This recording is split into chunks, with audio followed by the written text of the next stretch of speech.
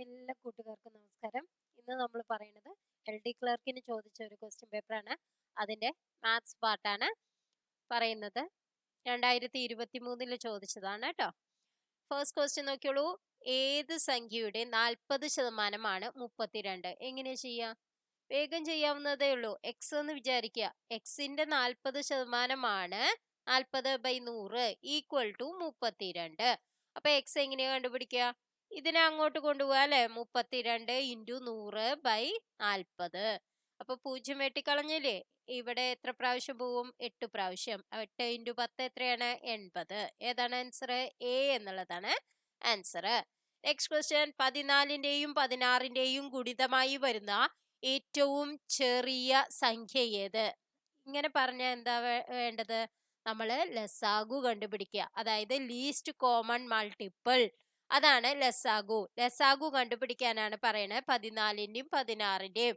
14ലും 16ലും 2 പോവും അല്ലെ? 7 2 14, 2 16. 7ലും 8ലും ഇനി കോമൺ ആയിട്ട് എന്തെങ്കിലും പോവോ? ഇല്ല.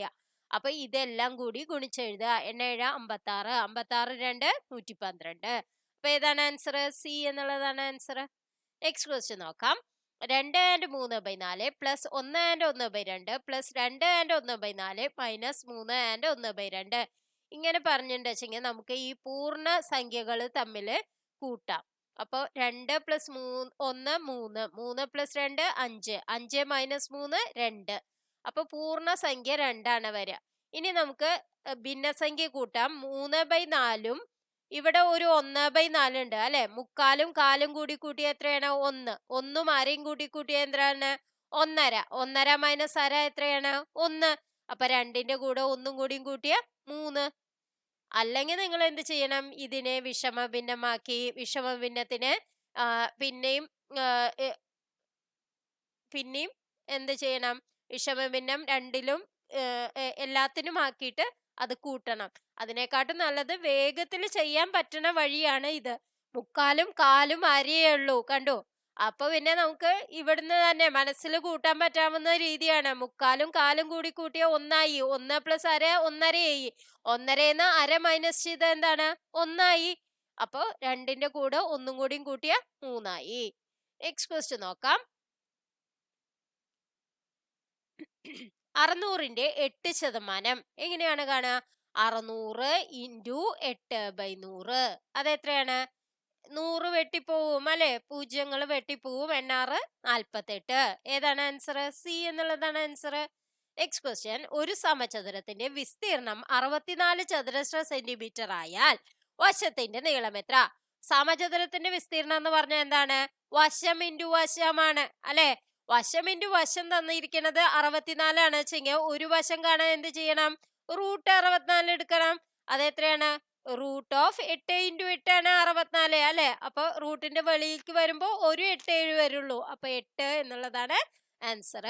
നെക്സ്റ്റ് ക്വസ്റ്റ്യൻ നോക്കാം. 0.45 എന്ന ദശാംശ സംഖ്യയുടെ ഭിന്നസംഖ്യാരൂപം.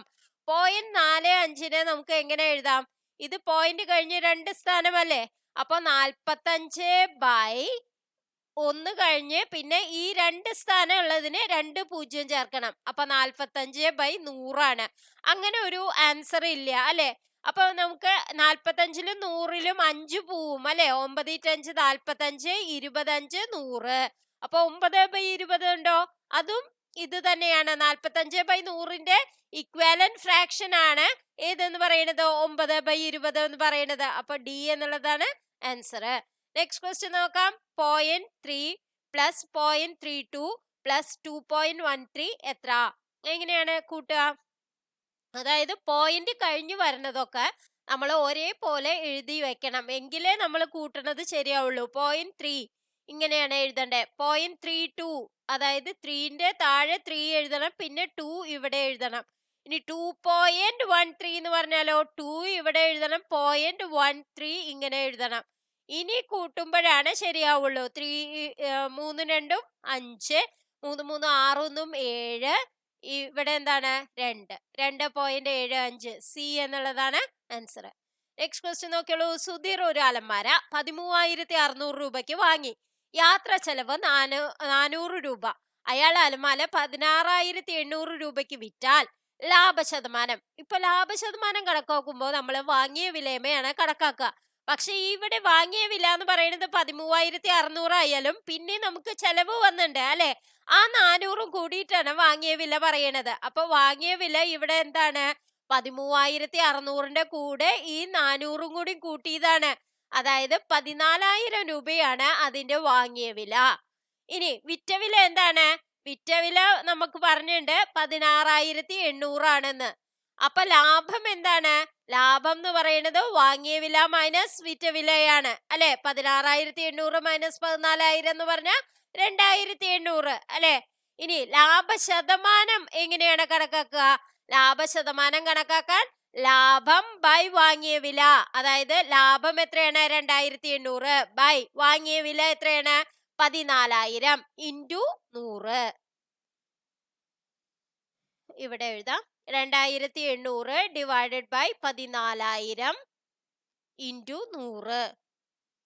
പൂജ്യങ്ങൾ വെട്ടിക്കളഞ്ഞു, ഈ 0 ആയി ക്യാൻസൽ ചെയ്തു. 14 2 28, അപ്പൊ 20 എന്നുള്ളതാണ് ആൻസർ ആയിട്ട് വരിക. നെക്സ്റ്റ് ക്വസ്റ്റ്യൻ നോക്കാം. 5 ക്രിക്കറ്റ് മത്സരങ്ങളിൽ നിന്നും സാം നേടിയ റണ്ണുകളാണ് ചുവടെ കൊടുത്തിരിക്കുന്നത്. സാമിന്റെ ശരാശരി റൺ എത്ര? എങ്ങനെയാണ്, ആകെ ടോട്ടൽ കാണുക ഡിവൈഡഡ് ബൈ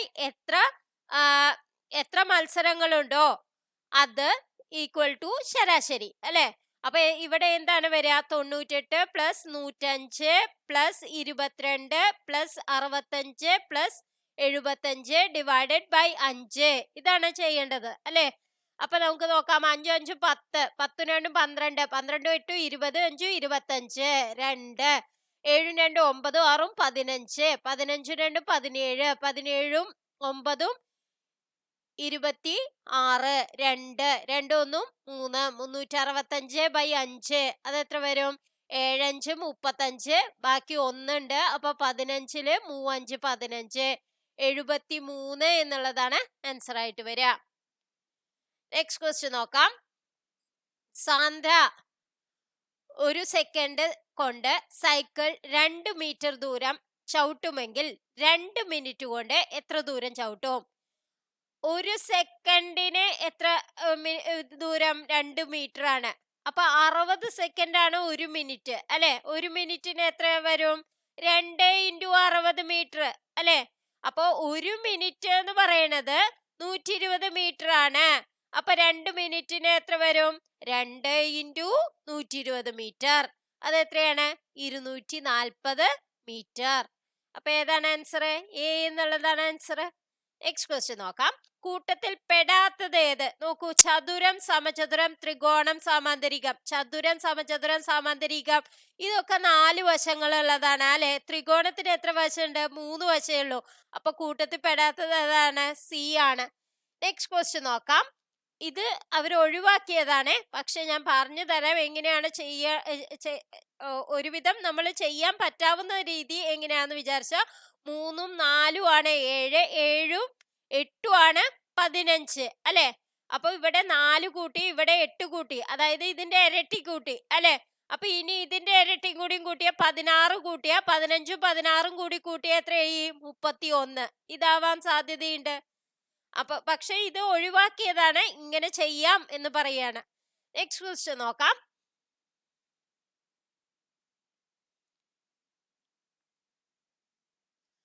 ഇരുപത്തൊന്ന് പ്ലസ് 16 ഡിവൈഡഡ് ബൈ 2 × 4 മൈനസ് 5. ഇങ്ങനെ വരുമ്പോൾ ബോർഡ് മാസ് റൂൾ ഉപയോഗിക്കണം എന്ന് ഞാൻ പറഞ്ഞിട്ടുണ്ട്. എല്ലാ ക്ലാസ്സിലും ഇത് പറയണതാണ്, എങ്കിലും ഇപ്പോഴും പറയാണ്.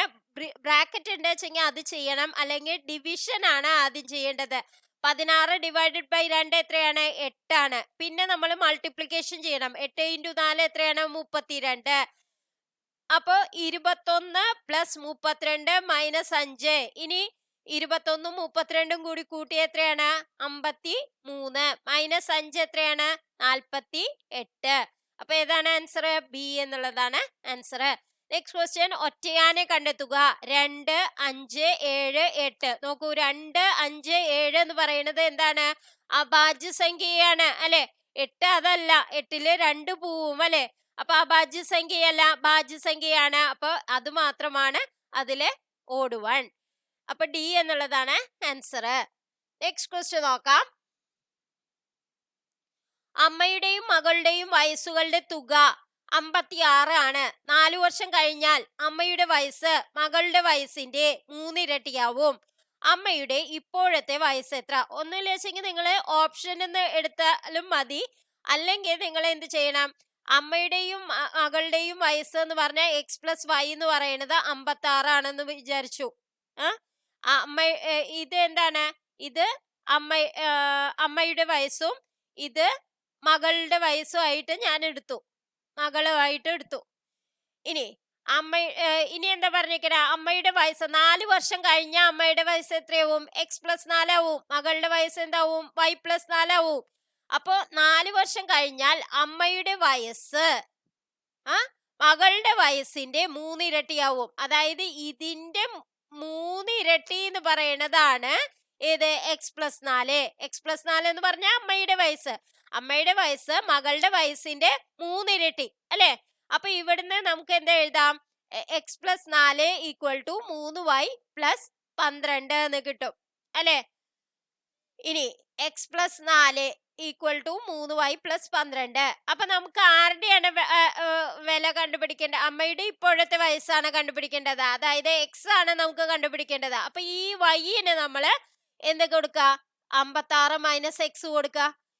ഇവിടുന്ന് y = 56 - x കിട്ടില്ലേ? അപ്പൊ അത് ഇവിടെ കൊടുക്കുക. 3 × 56 - x + 12 x+4. അപ്പൊ എന്താണ്?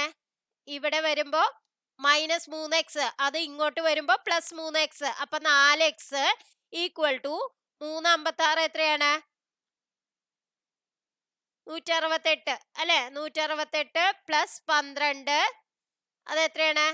8 2 10, ബാക്കി 1 8, 180 -4 എന്ന് പറഞ്ഞാൽ എത്രയാണ്? 170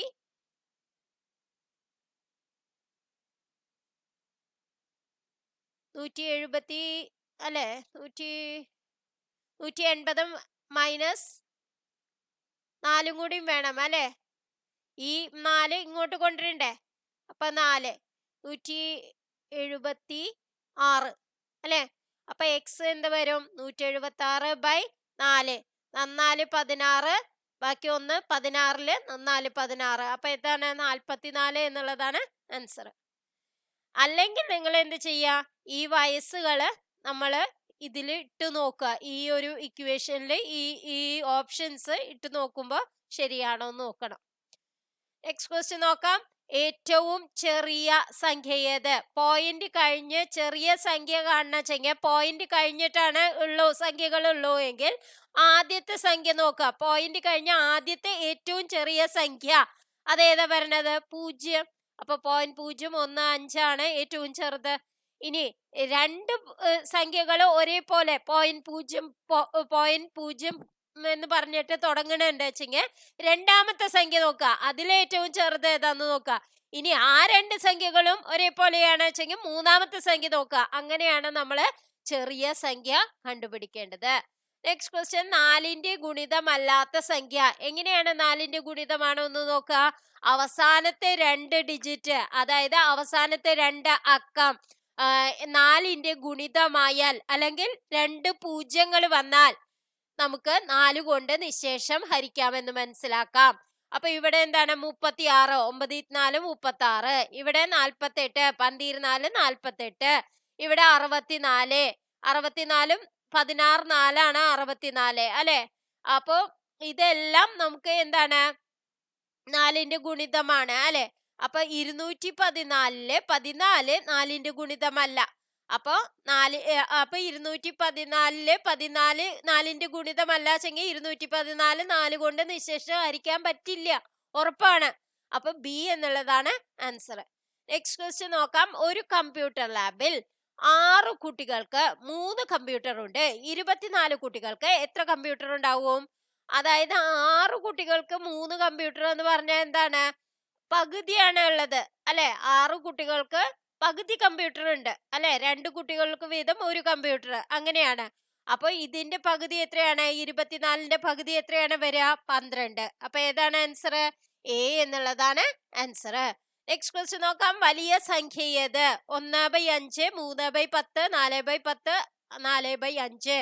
ഇതിനെ നമ്മള് 1/5 നമ്മള് ഇൻറ്റു 2 ചെയ്ത 10 ആവും അല്ലെ? അപ്പൊ 2/10, 3/10, 4/10. ഇവിടെ ഇൻറ്റു 2 ചെയ്ത ഇവിടെയും ഇൻറ്റു ചെയ്യണം. 8/10. ഇതില് ഏതാണ് വലുത്? 10 ഭാഗം വെച്ചതില് 8 ഭാഗം, അതാണ് ഇത്. 10 ഭാഗം വെച്ചാല് 3 ഭാഗം, 10 ഭാഗം വെച്ചാല് 2 ഭാഗം, 10 ഭാഗം വെച്ചാല് 4 ഭാഗം.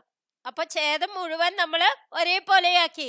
അപ്പൊ അംശം ഏറ്റവും കൂടുതലുള്ളതാവും വലിയ സംഖ്യ. അതായത് 10 ഭാഗത്തില് 8 ഭാഗം എടുക്കണതാണ് ഏറ്റവും വലുത്. അപ്പൊ ഏതാണ് ആൻസർ? ഡി എന്നുള്ളതാണ് ആൻസർ. നെക്സ്റ്റ് ക്വസ്റ്റ്യൻ നോക്കാം. 5 + 4 × 8 - 6 ഡിവൈഡഡ് ബൈ 6. ഇവിടെ ബ്രാക്കറ്റ് ആദ്യം ചെയ്യണം. അപ്പൊ നമുക്ക് എന്ത് കിട്ടി? 2 എന്ന് കിട്ടി അല്ലെ? 4 × 2 ഡിവൈഡഡ് ബൈ 6. 2 divided by 6. അപ്പൊ നമ്മൾ എന്ത് ചെയ്യാ? 5 + 4 × 2 ഡിവൈഡഡ് ബൈ 6 എന്ന് ചെയ്തു. അപ്പൊ നമുക്ക് ഇവിടെ വെട്ടിക്കളയാം. 3 2 6 ആണ്. ഇവിടെ 2ഉം വെട്ടിക്കളഞ്ഞു. അപ്പൊ 5 + 4/3 എന്ന് വന്നു. അത് എത്രയാണ്? 15 + 4/3 അല്ലെ? എന്തുകൊണ്ടാണ്? LCM 3 ആയിട്ട് എടുത്തു. അപ്പൊ ഇതിനെ ഇതിനെ ബൈ 3 ആക്കണം വെച്ചെങ്കിൽ ഇതിനെ ഇൻറ്റു 3 ചെയ്യണം അല്ലെ? അപ്പൊ 15 + 4/3 അത് എത്രയാണ്? 19/3. ഡി എന്നുള്ളതാണ് ആൻസർ. അപ്പൊ ഇന്നത്തെ വീഡിയോ നിങ്ങൾക്ക് എല്ലാവർക്കും ഇഷ്ടമായി എന്ന് വിചാരിക്കുന്നു. ഇനിയും കൂടുതൽ ക്വസ്റ്റ്യൻസ് വേണമെങ്കിൽ കമന്റ് ചെയ്യാൻ മറക്കരുത്. Thank you for watching.